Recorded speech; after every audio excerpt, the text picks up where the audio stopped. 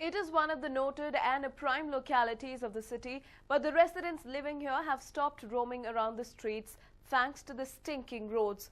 Garbage has not been cleared for many days and it is definitely not a pleasant sight. Not long ago, Garden City was given the tag of Garbage City, thanks to the apathy of BBMP. Foreign tabloids too carried pictures of unattended garbage heaps in Bengaluru.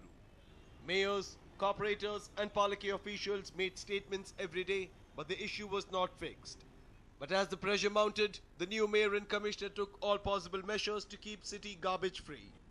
Well, residents thought the issue was over once and for all. But the general election seemed to have changed the scenario again. With officials deputed on election duty, garbage contractors are making merry. Look at the state of RPC layout. This is considered to be one of the prominent areas of the city. But of late, the roads, especially the ones approaching this colony, have become impossible to walk around thanks to heaps of garbage on either side of the road. The residents have failed to understand how garbage is getting accumulated in the area. They allege that BBMP garbage vehicles segregate waste in the area, and while doing so, Paurakarmikas leave behind some amount of trash which starts to decompose, and the stench emanating from it makes the lives of residents miserable. Facing a lot of problems because the nearby hotels, nearby shops and the club people, they are all dumping their waste there, and the people are publics also using like a public toilet place or like that. We request the corporator, local corporator and the corporation to construct one small toilet there or to clean regularly that area so that we can go use this road properly. Otherwise, no, we are not in a position to use every day. There is a huge smell is coming from there, and that ladies cannot walk there because the public will be using like a public toilet. That road, half of the road is like a toilet. According to residents, garbage issue is haunting them for some time now. Whenever a complaint is lodged, Palake vehicles rush to the area and clear the garbage. But after some time, the same situation prevails. There are a lot of people who've stopped using roads in few areas of the colony. Our correspondent spoke to local corporator and he said that since the area was a segregation point, it was causing issues. The problem has become a big nuisance to the Bengaluru city. This problem I have noticed in my area, Vasalli, a long time back, and I am trying my level best to control this garbage problem.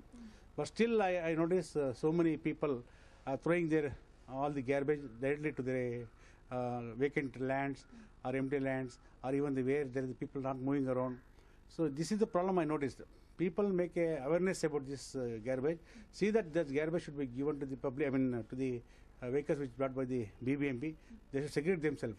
And also I request higher authorities to clear this garbage as early as possible. Unattended garbage issues in RPC layout are also causing health hazards to the residents. They want the segregation point to be shifted to another place immediately. But will that happen is what remains to be seen. Amrita Patil for News 9, Bengaluru. Well, they have not seen colors and are not aware of how the world around them looks. They have spent their life in darkness, but their achievements are immense and they have shown that nothing is impossible. Wonder what we are talking about? Take a look. They are entering the cricket ground holding the hands of the umpire. Bowlers ready to throw the cricket ball and fielders encouraging their teammates.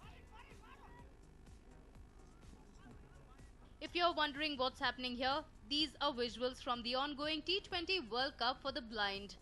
The match you're witnessing is a T20 international between India and Australia at the KSCA grounds in Yashwantpur's Aluru. This tournament scheduled for today and tomorrow is a lead up to the upcoming T20 World Cup, which is to be held in South Africa at the end of this year. The tournament was organized by the Samarthanam Trust. Team India is the current defending champions after they won the world title back in the year 2012. They proved that they are indeed the best when they outclassed the Aussies and beat them by 129 runs courtesy to huge centuries. India were 12 for 2, we were really worried about. Then the third wicket partnership really turned the game around.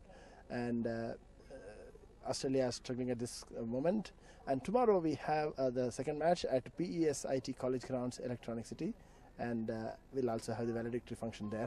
I request people of Bangalore and other places, please come and watch, encourage these visually impaired cricketers. And this tournament is also a preparation for the coming World Cup, which is planned in the end of November 2014 at South Africa, Cape Town. Indian team is getting ready for retaining the T20 championship there. After winning the toss and electing to bat, India set a target of 291 in their 20 overs. Prakash Jayaraman of Karnataka scored a scintillating 128 not out, and another Karnataka boy, Shekhar Nair, scored 131 runs. Chasing the mammoth total, the Australians could only manage a mere 162 in their 20 overs. Jayaraman walked away with the man of the match honours. The Aussies, however, are confident of a better performance in the upcoming World Cup. We're here as guests of CABI, Cricket Association for the Blind India, and Samanthanam Trust. We're playing 2 T20 matches against India, the T20 World Champions, as a lead up to our 5-match series, one-day international series against Sri Lanka. We're playing in Sri Lanka in Kandy, Galle and Colombo. The team is doing these matches as preparations for our participation at the 2014 World Cup in South Africa, in Cape Town, South Africa, at the end of 2014. One must say, watching this game was a real pleasure to the eye. Anand Burli for News 9, Bengaluru. If you have still not learned how to use the fork and knife to eat food, then you might as well forget it. Thanks to the Farangs in our city. Here's a report. The West popularized it and the world followed. But Indians have never been big fans of using the knife or a fork to eat food. It's the hands which add a special flavor to everything we savor. But now, look who's finally going the Desi way of eating food.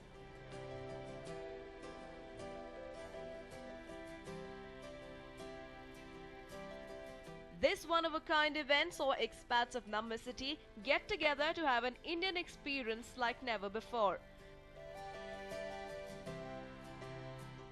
The event was conducted to introduce the art of eating with hands to the expats of Namma City. Even though it was completely strange for some of them to even think of eating with their hands, many got their families along with them to give them experience of being in India. Okay, now initially we thought that it's going to be a very tough task to make these foreigners eat with their hands. They've always grown up eating with knives and forks. They do not use their hands. They consider it unhygienic. It's right in many ways, but we love eating with our fingers. But look at this. I am with a family. The Curlies. I have with me, sir, what's your good name? And tell me your experience of eating with your fingers and your hands. Thanks. My name is Kevin. Okay. This is my daughter Esme and my wife Judith. Super. Eating with your fingers, it gives you an extra sort of dimension to the food. Okay. It's good. And of course you get the texture as well as the taste and everything else. So, Wow. yeah. And I like it. Initially, we were apprehensive. We thought it's impossible for somebody who's been, trained to eat with a knife and a fork to actually start eating with your hands. I have with me a very beautiful lady here. What's your good name? And tell me, what is the initial thought like when they asked you to eat with your fingers? My name's Esme. Well, my initial thought was, I actually quite like getting my hands dirty, so I was ready to get in and just shove it in my mouth, really. But it was fine, yeah. It wasn't really a surprise. We've been around different cultures, so just embrace it, really. I mean, it just warrants that you want to dig in with the breads and the things, and I think it's more to do with your cultural food than ours. So. Absolutely. Okay, you guys enjoy your food. It was nice meeting you. I hope you keep eating with your fingers and improve the taste. All right, nice meeting you. No, not bad. So it's not just about eating with your fingers. They also started enjoying the food, and they believe that eating Indian foods, that is your naan or your butter chicken or your tandoori kebabs, with your hand actually tastes better. So the next time you actually plan to eat with a knife and a fork, don't do that, man. Even the foreigners believe eating Indian foods with your fingers is the best thing to do. The event was organized to introduce the famous dabba system to the expats. The expats seem to have enjoyed the concept of carrying a variety of items in a lunch dabba to their workspace every day instead of indulging in cafeteria food. Many NRIs were also present at the event and shared their views on how even the West is turning towards eating food with their hands. We're having a fabulous time here at this event where expats are eating with their fingers and hands for the first time in their lives. But I have with me some Indians who've been abroad, and I want to ask them, how do you feel when expats actually follow our culture? Does it feel great sometimes that you're an Indian? Oh, it's lovely. I mean, I love people when they enjoy Indian food and different cuisines. And especially, it's a pleasure to see them eating with hand. It's divine. And I'm really loving the concept of tiffin box. It's so much of goodness packed in a box, and it's served with smile. I love it. Now, you've lived in San Francisco before. So when you were there, I suppose, I mean, see, habits die hard. So probably while eating rice, you would use your hands. Would you get all, negative reaction like, whoa, what are you doing? Yeah, initially it was a really bad reaction, but now, I mean, we are too much into fitness. So now in the US itself, a lot of fitness trainers, they are actually recommending eating by hand. I was very surprised to know in my last visit, they were actually saying that don't cut your fruits, eat them with the hand. So, I mean, by any chance, do you know the science behind that? Why is it so? They say that if you feel your food, it gives your body those nutrients, those good factors, which actually, makes you healthy. It actually connects your mind with your heart. So when your heart and mind goes into the food, you can imagine the magic which happens, right? I mean, Indians at heart, man. Indians at heart. And we always get to learn so much more from Indians about Indian culture. Thank you so much. It was a pleasure speaking to you. Yeah? And I hope you guys are eating my hand today. Yeah. We are totally into it. All digging in. There you go. So it's even the West recommending people to eat with their hands simply because you feel great when you touch your food and you put it in your mouth. And no more eating with your fork or your knife is in trend. So if you want to be in vogue, then you have to probably use your hands to eat food.